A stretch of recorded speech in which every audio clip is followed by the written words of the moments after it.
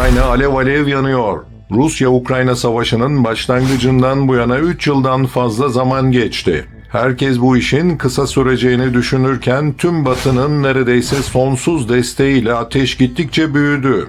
Peki bu savaş nasıl başladı ve resmi biyografisinde komedyen yazan eski animatör Zelenski Ukrayna halkına nasıl sevdirildi ve kabul ettirildi? Bu hikaye buraya nasıl geldi hatırlayan var mı? Önce Zelenski kimdir? Birlikte bir dosyasını açalım.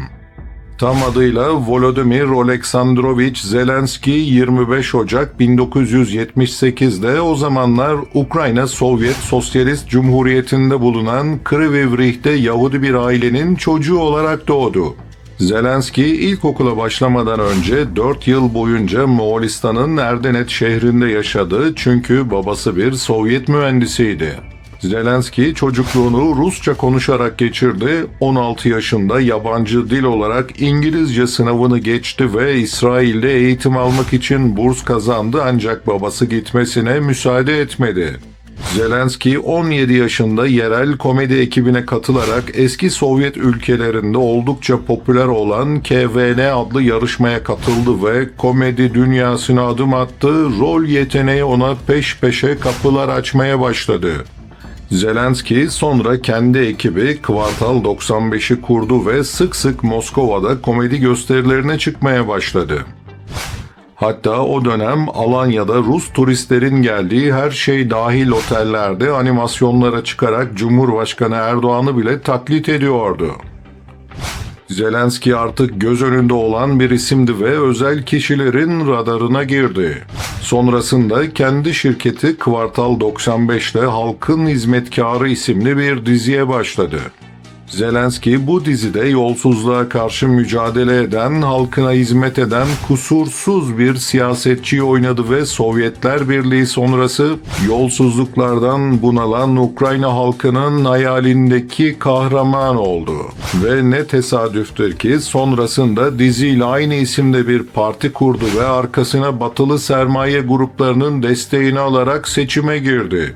Ve seçimlerde büyük bir zafer elde etti ve Zelenski aynı zamanda İsrail dışında bir ülkede seçim kazanan ilk Yahudi başkan unvanını elde etti. Sonrası zaten malum, önce Donbas meselesini kangrene çeviren adımlar attı.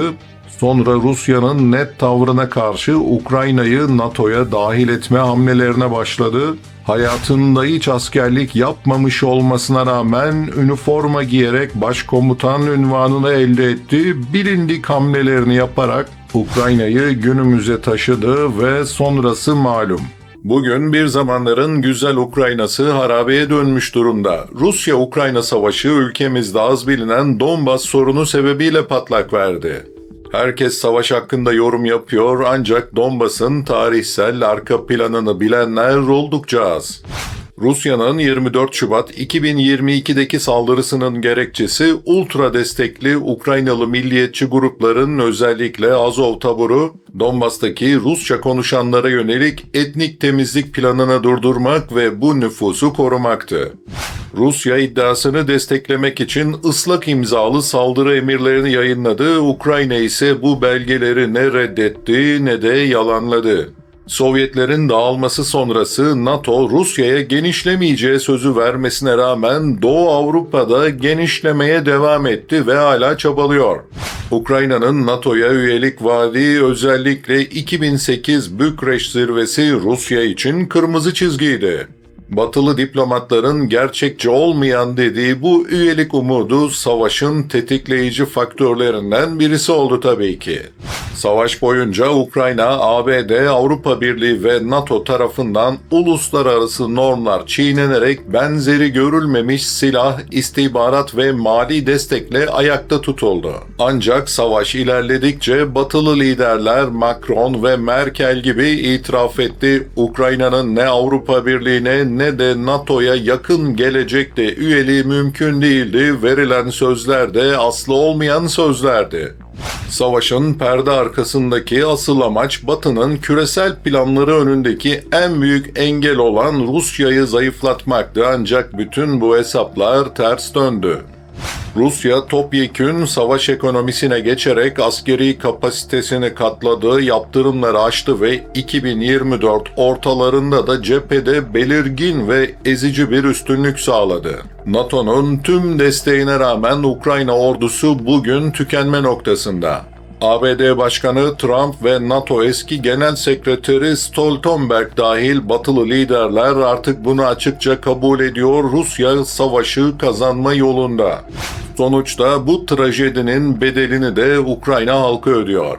Batı'nın jeopolitik projesi olarak bir komedyen yani Zelenski ve hayali vaatler, Avrupa Birliği ve NATO peşinde sürüklenen halk, yüz binlerce kayıp, milyonlarca mülteci ve yıkılmış bir ülkeyle karşı karşıya. Ukrayna, Batı ile Rusya arasındaki vekalet savaşının ağır faturasını ödemeye devam ediyor. Şimdi resmi Birleşmiş Milletler istatistikleriyle Ukrayna bu işten ne kadar zararlı çıktı o kısma geçelim. Yurt dışına kaçan Ukraynalı sayısı 6,5 milyon, bu Avrupa'nın 2. Dünya Savaşı'ndan bu yana en büyük mülteci krizi sayılıyor. Ülke içinde de 3,7 milyon kişi evlerini ve her şeylerini ardında bırakarak göç etmek zorunda kaldı ve bu halen devam ediyor. Yani toplamda 10,2 milyon Ukraynalı göç etmek zorunda kaldı.